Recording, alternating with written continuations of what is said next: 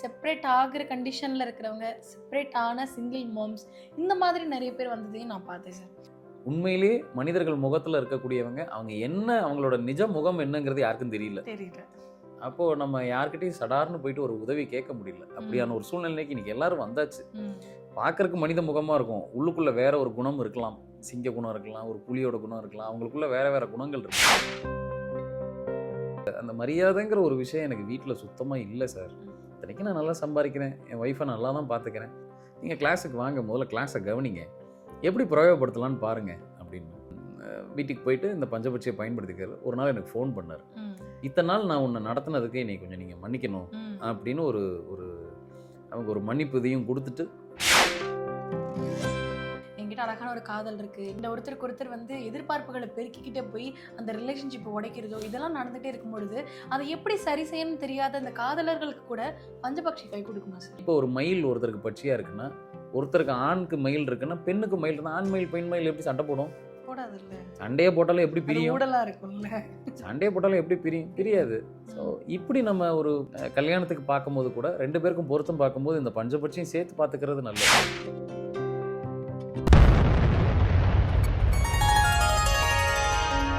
Sri மகாஸ் infinity நேயர்களுக்கு நர்மதாவின் அன்பான வணக்கம். நம்மளுடைய சேனலில் தொடர்ந்து பல்வேறு விதமான ஆன்மீக தகவல்கள் பார்த்துட்டு இருக்கோம். அந்த வகையில் இன்னைக்கு நம்ம பார்க்க போகிற இந்த ஒரு பதிவில் பஞ்சபக்ஷி பக்தியை அடுத்த வகுப்பு எங்கே நடக்க போகுது அப்படின்றத பற்றின விரிவான விளக்கத்தை தான் பார்க்க போகிறோம். அதை பற்றின விஷயங்களை நம்ம கூட பகிர்ந்துக்கிறதுக்காக நம்ம கூட இன்னைக்கு பிரசன்ன ஜோதிடர் ஆஸ்ட்ரோ நியூமராலஜிஸ்ட் டாக்டர் மகாஸ் ராஜா அவர்கள் அணிஞ்சிருக்கிறாங்க. வணக்கம் சார். வணக்கம்மா.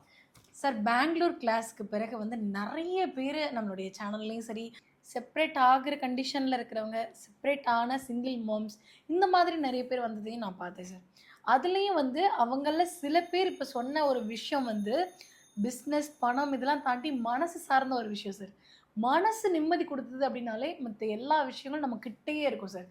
அப்படி ஒரு விஷயத்தையுமே இந்த பஞ்சபக்ஷி கொடுத்துருக்கு. அதை பற்றி எங்களுக்கு சொல்லுங்கள் சார். எல்லாருக்கும் ஒரு காயம்னு ஒன்று உள்ளே இருக்கும். கண்டிப்பாக இருக்கும். காயம் இல்லாத மனிதர்களே கிடையாது. அப்படி யாரும் பிறந்ததும் இல்லை, இனி பிறக்க போகிறதும் இல்லை. எல்லாத்துக்கும் ஒரு காயம் இருக்கும். இப்போது நீங்கள் சொன்ன மாதிரி லைஃப் சில விஷயத்தில் ஒரு ட்விஸ்ட் அண்ட் டர்ன் எடுக்கும் போது, நீங்கள் சொன்ன மாதிரி நிறைய பேர் அங்கே ஒரு தனி பெற்றோராக, அதாவது ஒரு சிங்கிள் மாம், இந்த மாதிரியெல்லாம் நிறைய பேர் வந்து அந்த பஞ்சபட்சி கிளாஸில் கற்றுக்க வந்தாங்க. அவங்க என்னோட இன்ட்ராக்ட் பண்ணும்போது தான் தெரிஞ்சது அவங்க சிங்கிள் மாமாக இருக்காங்க. சரி, ஏன் கற்றுக்க வந்தீங்க?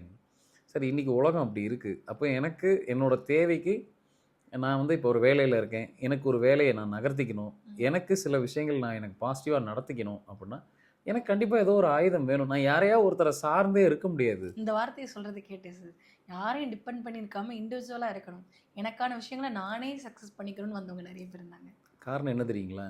இதுக்கு முன்னாடி இந்த மாதிரி கொஞ்சம் யாருக்காவது ஏதாவது ஒரு உதவின்னா மனசார உதவி பண்ணுறதுக்கு ஒரு கூட்டம் இருந்தது. இன்னைக்கு எதிர்பார்ப்பு இல்லாமல் யாரும் யாருக்கும் உதவி பண்ணுறது இல்லை பெரும்பாலானோர். இன்னைக்கு இருக்காங்க, அந்த அந்த நம்பர்ஸ் குறைஞ்சிருச்சு. அப்போது யாரையும் நம்பி நாங்கள் உதவி வாங்கிக்க முடியல சார்ன்னு சொன்னாங்க. அந்த வார்த்தை சத்தியமான வார்த்தை, அது உண்மைதான்.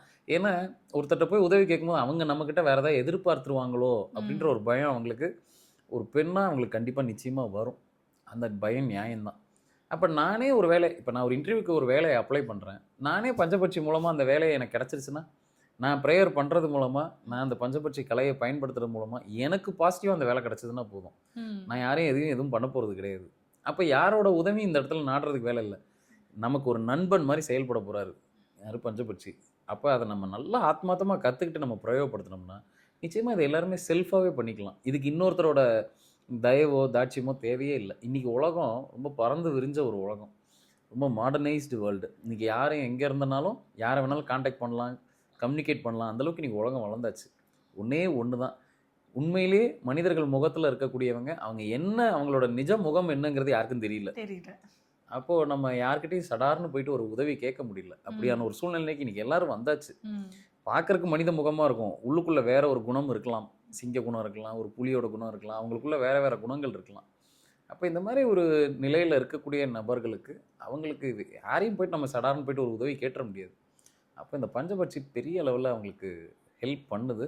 அதெல்லாம் நிறைய அனுபவபூர்வமாக கிளாஸில் கற்றுக்கிட்டதுக்கப்புறம் நாங்கள் இதெல்லாம் இங்கெங்கே பிரயோகப்படுத்தணும், எங்களுக்கு இதெல்லாம் கிடச்சிது அப்படின்னு நிறைய பேர் அவங்களோட அனுபவங்களை வந்து சொல்கிறத கேட்டுட்டு தான் இருக்கேன் நான்.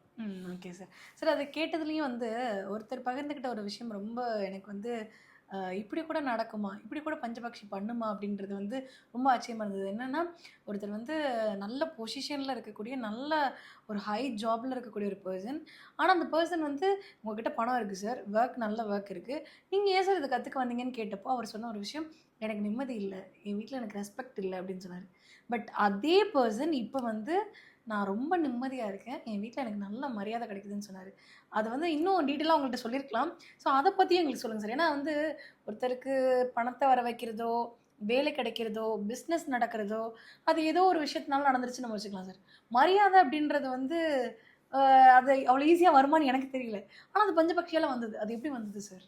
சரி, அவரோட ஸ்டோரி என்னன்னா, அவர் வந்து ஒரு பேங்க்கில் ஒரு ரீஜனல் மேனேஜர். அப்படின்னா அவருக்கு கீழே பல பிரான்ச்சுகள் இருக்கிற மாதிரி அவர் ஒரு ரீஜனே கண்ட்ரோல் பண்ணுற அளவுக்கு நல்ல ஒரு ஒரு டெரிட்டரி மேனேஜர் ரீஜன் அந்த பொசிஷனில் இருக்கார் ஒரு பெரிய பேங்க்கில். அவரோட குறை என்ன அப்படின்னா, அவர் முதல்ல என்னை வந்து பார்க்கும்போது அவரோட குறை என்ன அப்படின்னா, சரி எனக்கு என்னோடய ஒய்ஃப் வந்து என்னை சுத்தமாக வந்து ஒரு பொருட்டாகவே எடுத்துக்க மாட்டேங்கிறாங்க. வெளியில் போனால் நான் என்னோட வேலை இடத்துல நான் கார்லேருந்து இறங்கினது முதல் என் சூட்கேஸை தூக்குறக்கு ஒரு ஆள், எனக்கு அவ்வளோ அசிஸ்டண்ட்டு, எனக்கு அப்படி இப்படி இது வேலை இல்லை. நான் அதே எதிர்பார்ப்பை நான் வீட்டில் கேட்கல. பட் இருந்தாலும் ஒரு பேசிக்காக சில விஷயங்கள் இருக்கும் இல்லையா, அந்த துளி கூட எனக்கு வந்து அந்த அந்த மரியாதைங்கிற ஒரு விஷயம் எனக்கு வீட்டில் சுத்தமாக இல்லை சார். இத்தனைக்கும் நான் நல்லா சம்பாதிக்கிறேன், என் ஒய்ஃபை நல்லா தான் பார்த்துக்கிறேன். அது என்னமோ அந்த அம்மா கல்யாணம் பண்ணி வந்ததுலேருந்தே என்னை அந்த பொசிஷனில் வச்சு பார்க்கவே இல்லை. எனக்கு இது ஒரு மன வருத்தத்திலேயே இருக்குது, இப்படியே போயிட்டுருக்கு. இதுக்கு எதுவும் விடிவாளமே கிடையாதா, இதை போய் யார்கிட்ட கேட்குறதுன்னு எனக்கு தெரியல. இதுக்கெல்லாம் முதல்ல பரிகாரம்னு ஒன்று இருக்கானே எனக்கு தெரியல ஃபஸ்ட்டு. அப்படியே இருந்தாலும் நான் போய் பண்ண முடியுமா, இதெல்லாம் இப்படி ஏகப்பட்ட கேள்வி இருக்குது. அப்படியும் சில இடத்துல நான் வந்து பரிகாரம்லாம் கேட்டு பண்ணி பார்த்தேன், அதெல்லாம் ஒன்றும் வேலைக்கு ஆகலை. ஆனால் அந்த அம்மா எங்கேயுமே மாறல. நான் பரிகாரம்லாம் பண்ணி பார்த்தேன், ஒரு சிலர்கிட்ட போய் கேட்டேன், அவங்க சில இதெல்லாம் சொன்னாங்க, போய் பண்ணி பார்த்தேன், அந்த அம்மா எந்த லெவல்லையும் மாறல. நான் உங்கள் கிளாஸ்க்கு வரலாமான்னு கேட்டார். இது ஏதாவது எனக்கு பஞ்சபட்சி வந்து ஹெல்ப் பண்ணுமா அப்படின்னு கேட்டார். ஏன்னா இது ரொம்ப பர்சனலான ஒரு விஷயம், ஹெல்ப் பண்ணுமான்னு. நீங்கள் கிளாஸுக்கு வாங்க, முதல்ல கிளாஸை கவனிங்க, எப்படி பிரயோகப்படுத்தலான்னு பாருங்கள் அப்படின்னு. அவர் கிளாஸுக்கு வந்தார். அந்த 2 நாள் கிளாஸ் நம்மளோட பெங்களூர் கிளாஸில் வந்து படித்தார். கற்று முடித்ததுக்கப்புறம் வீட்டுக்கு போயிட்டு இந்த பஞ்சபட்சியை பயன்படுத்திக்கார். ஒரு நாள் எனக்கு ஃபோன் பண்ணார். ஃபோன் பண்ணிவிட்டு நான் உடனடியாக உங்கள்கிட்ட நான் வீடியோ காலில் பேசணும் அப்படின்னாரு. சரி வாங்க வீடியோ காலில் வாங்க அப்படின்னா பார்த்தா அவர் ஒரு பெரிய ஒரு நமஸ்காரத்தோடு எனக்கு வீடியோ காலை ஆன் பண்ணார். என்ன நடந்துச்சு அப்படின்னு பார்த்தா அவரோட ஸ்டேட்மெண்ட் என்ன அப்படின்னா, நான் பஞ்சபட்சி கற்றுக்கிட்டு வந்தேன், நான் பாட்டு அதுக்கப்புறமா அமைதியாக வந்து நான் எப்படி அந்த பஞ்சபட்சியை நீங்கள் எப்படி சொல்லி கொடுத்தீங்களோ அதே மாதிரி பிரயோகப்படுத்திகிட்டே வந்தேன். இப்போ என்னோடய வீட்டம்மா என்ன கண்டிஷனுக்கு வந்துட்டாங்க அப்படின்னா, ஒரு நாள் திடீர்னு என்னை கூப்பிட்டாங்க, இத்தனை நாள் நான் உன்னை நடத்தின விதம் தவறு, நான் இப்படி உன்னை நடத்திடக்கூடாது, 1000 தான் இருந்தாலும். எனக்கே ஏதோ தோணுது, உன்னை நான் தப்பாக நடத்திட்டணும், இந்த 20 வருஷம் 25 வருஷமாக உன்னை தப்பாக நடத்திட்டணும். 20-25 வருஷம் ஐயோ, கிணத்தோட பாதியை கறந்துட்டாரு, இப்படி நடத்திட்டணும் அப்படின்னு எனக்கே தோணுது.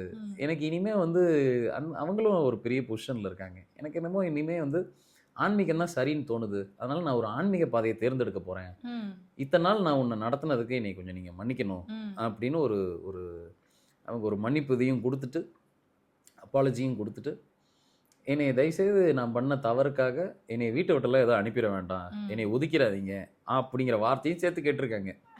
இவருக்கு பயங்கர ஆச்சரியம், இந்த அம்மா தான் பேசுதா இல்லை வேற யாராவது ஆவி கீவி எதுவும் பூந்துருச்சா உள்ள வீட்டுக்குள்ள அப்படின்னு இவருக்கு ஒரே ஆச்சரியம். ஏன்னா ஒரு நெடுங்காலம் இல்லையா, ஒரு 20-25 வருஷங்கிறது பெரிய ஸ்பேன். அதில் மாறாத ஒரு நபர் எப்படி ஒரு 3 மாதத்தில் மாற்ற முடியும் அப்படின்ட்டு அவர் மறுபடியும் வந்து, சார் நான் கோயம்புத்தூர் கிளாஸுக்கு நான் கண்டிப்பாக வருவேன் சார், நான் திருப்பி ஒரு முறை உட்காந்து கிளாஸை கவனிக்க போகிறேன், இப்படி ஒரு விஷயத்தை இந்த கலை வந்து செய்யும் அப்படின்னா நான் எதிர்பார்க்கல. ஏன்னா நான் எந்த நம்பிக்கையும் இல்லாமல் தான் வந்தேன், எப்படி சரி கற்றுக்குருவோம் அப்புறம் நடந்தால் பார்த்துக்குருவோம் அப்படின்ட்டு தான் வந்தேன். ஆனால் இப்படி 3 மாதத்தில் வந்து என்னோடய லைஃப் மாறும் நான் எதிர்பார்க்கல. இதில் யார் உட்காந்து அட்வைஸ் பண்ணியிருந்தா கூட அந்த அம்மாவுக்கு வந்து இப்படி ஒரு ஞானம் வந்திருக்காது. அவங்களே செல்ஃபாக ரியலைஸ் பண்ண வச்சிருச்சு அந்த விஷயத்தை, இந்த உறவை இப்படி நடத்திருக்கக்கூடாது அப்படின்னு செல்ஃபாக திங்க் பண்ண வச்சிருச்சு. இனி வந்து அது மாறுறதுக்கு வாய்ப்பு இல்லை. அதனால் அவருக்கு லைஃப்பில் உண்மையிலேயே 25 வருஷம் கழித்து அவருக்கு ஒரு பெரிய ஒரு பிரேக் கிடச்சிருக்கு லைஃப்பில். அவருக்கு என்னென்னா, எனக்கு காசு பணம்லாம் இருக்குது, அதெல்லாம் பிரச்சனை இல்லை, ஆனால் வீட்டில் ஒரு சின்ன மரியாதையாவது வேணும் இல்லையா, ஒரு 4 பேர் முன்னாடி எனக்கு ஒரு அந்த ஹஸ்பண்டுங்கிற ஒரு ரெஸ்பெக்ட் வேணும் இல்லை, அது எதிர்பார்க்குறது நியாயம்தான். அவர் பெருசாக அந்த காலத்தில் இருக்கிற மாதிரி எனக்கு அப்படி பண்ணணும் இப்படி பண்ணணும் நான் வந்து அடிமையாக நடத்த விரும்பலை. ஆனால் இருந்தாலும் எனக்கான ஒரு மரியாதை சின்னதாக ஒரு சின்ன மரியாதை தான் நான் எதிர்பார்க்குறேன் அப்படின்னு அவர் கேட்ட அந்த நியாயமான கோரிக்கைக்கு இந்த பிரபஞ்சம் எவ்வளோ அழகாக பதில் சொல்லியிருக்கு பாருங்க. ரொம்ப அழகாக பதில் சொல்லியிருக்கு சார். சார் நிறைய பேருக்கு இருக்கிற பிரச்சனை வந்துட்டு எனக்கிட்ட அழகான ஒரு ரிலேஷன்ஷிப் இருக்குது, என்கிட்ட அழகான ஒரு காதல் இருக்குது, என்கிட்ட ஒரு அழகான காதலி இருக்கா, அழகாக காதலிப்பா, ஆனாலும் கூட ஏதோ ஒரு காரண காரியங்களால் 2 பேர் பிரியறதோ, இந்த ஒருத்தருக்கு ஒருத்தர் வந்து எதிர்பார்ப்புகளை பெருக்கிக்கிட்டே போய் அந்த ரிலேஷன்ஷிப்பை உடைக்கிறதோ இதெல்லாம் நடந்துகிட்டே இருக்கும் பொழுது அதை எப்படி சரி செய்யணும்னு தெரியாத அந்த காதலர்களுக்கு கூட பஞ்சபக்ஷி கை கொடுக்குமா சார்? நிச்சயமாக கை கொடுக்கும். இன்றைக்கி இருக்கிற நிறைய பிரச்சனைகளில் ரொம்ப பிரதான பிரச்சனை ஒரு ரிலேஷன்ஷிப்பை எப்படி கொண்டுட்டு போகிறது. உண்மையிலே இதுக்கு முந்தின ஜென்ரேஷனுக்கு இதை பற்றின பெரிய அவேர்னஸ் கிடையாது. ஆனால் அந்த வண்டி ஓடிக்கிட்டே இருந்தது. அந்த வண்டியில் எந்த சிக்கல் இல்லாமல் ஓடிக்கிட்டே இருந்தது. அங்கே சிக்கல் எப்படி இருக்கும் அப்படின்னா, கணவன் மனைவிங்கிறத தாண்டி வெளி உறவுகளுக்குள்ளே தான் சிக்கல் இருக்கும். ஒரு அண்ணன் தம்பிக்குள்ளே இருக்கும். இந்த மாதிரி ஃபேமிலி டு ஃபேமிலி தான் சிக்கல் இருக்குமே தவிர ரொம்ப நியரஸ்ட்டாக இருக்கக்கூடிய உறவுகளுக்குள்ளே அந்தளவுக்கு சிக்கல் நம்ம பார்த்துருக்க முடியாது. இந்தளவுக்கு இருக்காது. இப்போ இவ்வளோ பெரிய ஒரு பாப்புலேஷன் உள்ள இடத்துல இப்படி இருக்காது. பட் இன்றைக்கி அதை நிறைய ஃபேமிலிக்கு ஃபேமிலி ஓவர் கம் பண்ண வேண்டியதாக இருக்குது. குறிப்பாக இந்த கணவன் மனைவி உறவுக்குள்ளேயும் சரி, இந்த காதலன் காதலி இந்த உறவுக்குள்ளேயும் சரி நிறைய சிக்கல்கள் இருக்கதை பார்க்குறோம். பஞ்சபட்சி இதில் உதவுமா அப்படின்னு கேட்டால் நிச்சயமாக யாரையும் கண்ட்ரோல் பண்ண முடியாது. ஆனால் நம்மளோட நியாயமான கருத்துக்களை இன்னொருத்தருக்கு புரிய வைக்கலாம், இல்லை ஒரு கலை மூலமாக அவங்களுக்கு உணர்த்தலாம். நீங்கள் ஒரு ஸ்பிரிச்சுவலாக ஒரு பாதையை நீங்கள் தேர்ந்தெடுக்கிறீங்கன்னா அந்த ஸ்பிரிச்சுவல் உங்களுக்காக போய் தூது சொல்லும். இதோட அர்த்தம் அதுதான். சிவபெருமானே சுந்தரருக்காக போய் தூது சொல்லலையா, சொன்னார் இல்லையா? அந்த மாதிரி தான் வந்து ஒரு பஞ்சபட்சி என்ன செய்யணும்னா ஒரு ஸ்பிரிச்சுவல் எனர்ஜி. இந்த பஞ்சபூதம் தான் பஞ்சபட்சி. உங்களுக்காக உங்களுக்கு உடையவர்கள்ட்ட போயிட்டு அந்த பட்சி போய் தூது சொல்லும். என்ன தூது? ரியலிஸ்டிக்காக உங்கள் ஆள் மனசில் என்ன இருக்கோ, இப்போ உங்களுக்கு அவங்க மேலே ஒரு அன்பு இருக்குது அப்படின்னா அந்த அன்பை அழகாக கொண்டு போய் அங்கே வெளிப்படுத்தும். அதுக்கு இந்த கலையை பயன்படுத்தலாம். இதில் இருக்கிற ஒன்று என்னென்னா, நீங்கள் நியாயமாக இருந்து நியாயமாக கேட்டிங்கன்னா அந்த பட்சியை அப்படியே செஞ்சு கொடுக்கும். கண்டிப்பாக. நீங்கள் பட்சியை மிஸ்யூஸ் பண்ணுறீங்கன்னு தெரிஞ்சுக்கிச்சு திருப்பிடும் உங்களை. அதுவும் உண்டு இதில். ஆனால் நிறைய சார் இன்றைய காலத்தில் வந்து ஆண்களுக்கு வந்து வெளிப்படுத்துறது அப்படின்றது தெரியாது. நிறைய லவ் பண்ணுவாங்க சார், நிறைய காதலிப்பாங்க, அவங்க அன்புக்குரியவங்க மேலே நிறைய பாசம் வச்சுருந்தா கூட அந்த வார்த்தைகளாக வெளிப்படுத்துறதுக்கோ இல்லை வந்து நான் இப்படி தான் காதலிக்கிறேன் அப்படின்றத வந்து ஏதாவது ஒரு விஷயங்கள் எக்ஸ்போஸ் பண்ணுறதுக்கோ தெரியாது. அதனாலே நிறைய பேர் காதலை இழந்தது. ஏன்னா 30 செகண்ட்ஸ் கொன்ஸ் ரீல்ஸ் அப்படின்ற ஒரு விஷயம் வந்து நம்மளை டாமினேட் பண்ணிகிட்டே இருக்கு. பாரு அந்த பாய் ஃப்ரெண்ட் எப்படி வச்சுக்கிட்டான் பாரு, இந்த ஹஸ்பண்ட் எப்படி வச்சுட்டான் பாரு, இந்த கம்பேரிசனுக்குள்ளே போயிட்டு இருக்கு. இந்த கம்பேரிசன் எல்லாத்தையும் கூட ஸ்டாப் பண்ணி வைக்குமா சார் இந்த பஞ்சபக்ஷி? அவனை இப்படி காதலிக்கிறேன் அப்படின்றத வந்து யாரோ தூதுக்கு பஞ்சபக்ஷி தூதா போகுமா சார்? இங்கே பாருங்க, இதுக்கு முன்னாடி இப்போ மட்டும் இல்லை, காலங்காலமாக ஆண்களால் பெருசாக எக்ஸ்பிரஸ் பண்ண தெரியாது தான். இது இயற்கை. ஆமாம்.